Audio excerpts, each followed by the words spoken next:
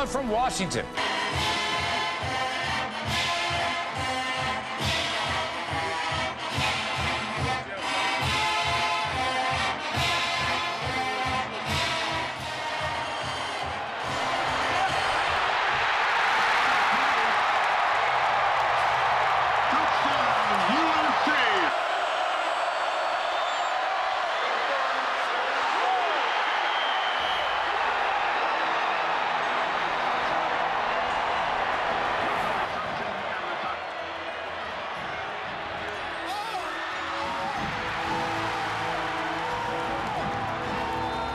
How are my constituents going to react when they find out that the president's idea of executive compensation reform still allows bailout companies, bailed out with our tax money, to pay $1 million a month salaries? Larry, remember being in government at OMB?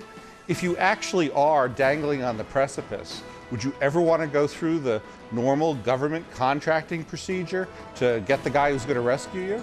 At the same time, they're trying to keep our housing prices up. They're telling builders they're trying to stimulate building.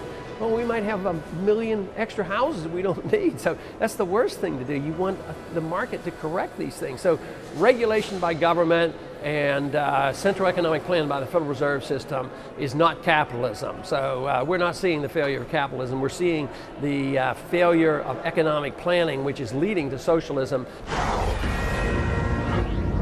Well, thank you very much. New and improved, but will it be approved? Welcome, everybody. I'm Neil Cavuto, and this is it. Do or die in just hours. We will know. The markets will know. The world will know. Will the United States Senate do what the House of Representatives could not and would not? There's actually a bill that's been introduced by Congressman Bartlett of Maryland that would do both. It would get rid of the FDIC insurance cap and would authorize the Secretary to protect the money market funds. The Senate will pass the legislation. Joining me now, three leading experts on this economy.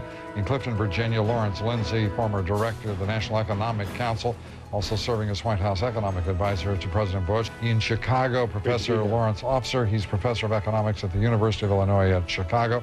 And in Sarasota, Florida tonight, William Isaac. He's the former chairman of the FDIC. Lawrence Lindsay first. You support this bailout. You think it's a good idea. Is that right? Well, I'm in favor of the current bill. I mean, I think that they're really tone deaf when it comes to thinking about what it takes to get through the next 4 years and plotting out a long-term strategy. What does it mean to you to finally have this happen? Well, to come back here to the nation's capital and during our nation's birthday, and then obviously what's going on overseas with all the servicemen and women.